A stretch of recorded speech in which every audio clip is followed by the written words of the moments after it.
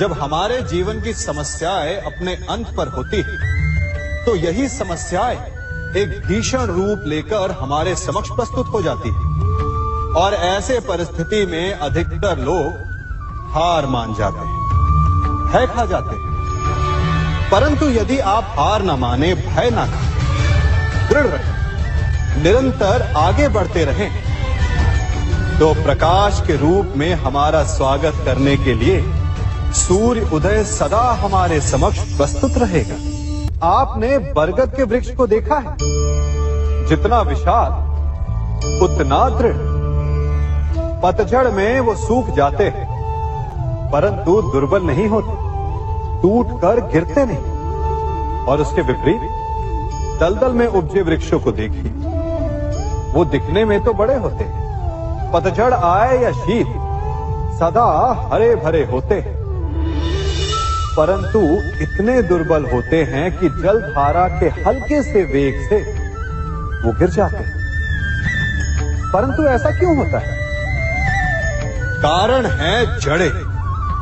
जिसकी जड़ें दृढ़ भूमि में है, वो हर चक्रवात, हर ऋतुओं को सह लेता है, और जिसकी जड़ें दलदल में है, वो स्वयं की जड़ों को दुर्बल बना लेता है।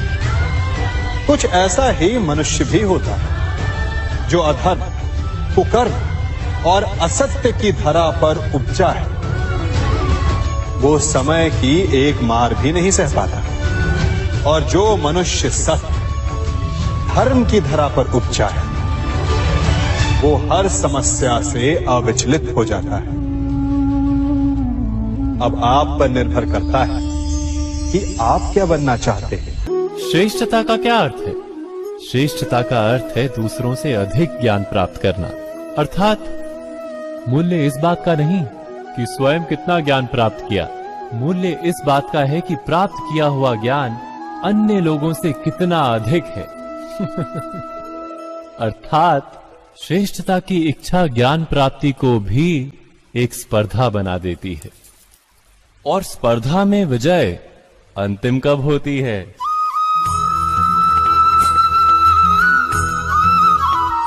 कुछ समय के लिए तो श्रेष्ठ बना जा सकता है, किंतु सदा के लिए कोई श्रेष्ठ नहीं रह पाता। फिर वही असंतोष, पीड़ा और संघर्ष जन्म लेता है। किंतु श्रेष्ठ बनने के बदले यदि उत्तम बनने का प्रयत्न करें तो क्या होगा? उत्तम का अर्थ है कि जितना प्राप्त करने योग्य है वो सब प्राप्त करना, किसी से अधिक पाने की इच्छा से नहीं, मात्र आत्मा की तृप्ति हेतु कुछ प्राप्त करना। उत्तम के मार्ग पर किसी अन्य से स्पर्धा नहीं होती, स्वयं अपने आप से स्पर्धा होती है। अर्थात उत्तम बनने का प्रयत्न करने वाले को देर अबेर सारा ज्ञान प्राप्त हो जाता है, बिना प्रयत्न के ही वो श्रेष्ठ बन जाता है। किंतु जो श्रेष्ठ बनने का प्रयत्न करता है, वो श्रेष्ठ बने या ना बने, उत्तम कभी नहीं बन पाता। सभी को अपने जीवन में स्वर्ण से कभी ना कभी कुछ ना कुछ थोड़ा या अधिक मोह होता ही है ना? परंतु क्या आपने कभी सोचा कि स्वर्ण को प्राप्त कैसे किया जाता है? जब भूमिगत खदानों से स्वर्ण को निकाला जाता है, तब वो एक पाषाण की भांति होता है।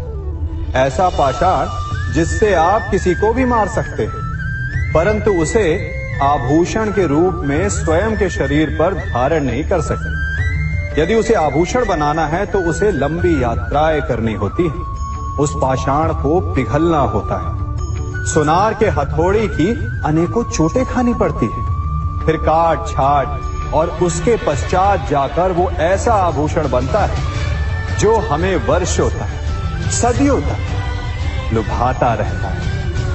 इसलिए यदि आपको समय पर विजय पानी है तो स्वयं के निर्माण पर समय देना होगा। कभी कभी आप सबके जीवन में एक ऐसी विचित्र समस्या अवश्य आती है कि शक्तिशाली के समक्ष मौन हो जाओ। कि उस शक्तिशाली से विवाद करने से बचने के लिए आप मौन रह जाते। मानता हूं ऐसा करने से आप एक विवाद से बच जाते, एक संघर्ष से बच जाते, परंतु ऐसा बचाव एक बड़े संघर्ष को जन्म दे देता है। कैसे? हमारा मौन रहना अनजाने में उसका समर्थन बन जाता है और वो स्वयं को अधिक शक्तिशाली अनुभव करता है और यहां से हमारा दमन प्रारंभ हो जाता है। एक के बाद एक हम अन्याय में अनचाहे रूप से सम्मिलित होते चले जाते। तो इसका तोड़ क्या है? ये समझने के लिए ये जानना आवश्यक है कि ऐसी कौन सी बात है जो आपको विरोध करने से रोकती है। ये सामने वाले की शक्ति नहीं जो आपको रोकती है, ये आपके भीतर छिपा भय है जो आपको रोकता है। हाँ, कभी कभी भय आपकी सुरक्षा अवश्य कर सकता है, परंतु साथ साथ ये भी जानना आवश्यक है कि ये भय ही है जो आपको मौन भी रखता है। इसलिए अपने मन से भय को निकालिए और खुलकर अनीति का, अन्याय का विरोध कीजिए और फिर देखिएगा आपका मन कितना मुक्त, कितना हल्का अनुभव करेगा।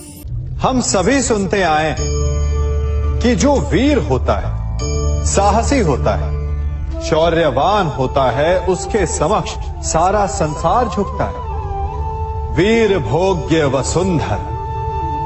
परंतु वीरता है क्या? शौर्य क्या है? साहस क्या है? साहस युद्ध नहीं, वीरता विजय नहीं, शौर्य कभी ना गिरना नहीं। साहस किसी चुनौती के समक्ष खड़े होने का भाव है, तो वीरता उस चुनौती को उत्तर देने के लिए पूर्ण परिश्रम लगा देना है।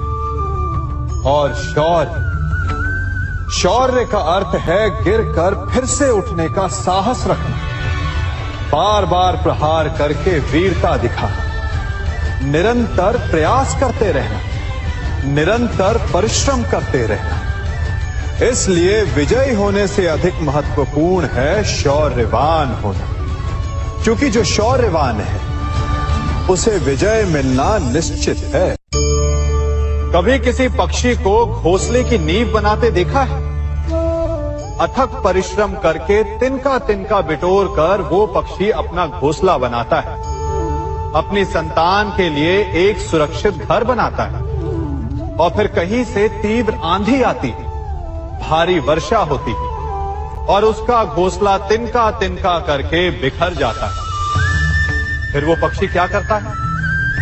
वो रोता नहीं, ना ही विलाप करता है, वो बिना विलंब करे फिर से अपना घोंसला बनाना प्रारंभ कर देता है और सफलता पाता है। फिर हम क्यों छोटी छोटी असफलता से भयभीत होकर परिश्रम करना छोड़ देते हैं?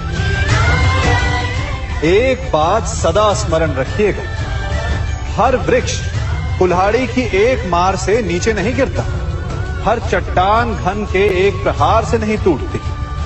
सफलता पाने के लिए अनावरत परिश्रम करना ही मात्र एक मार्ग है।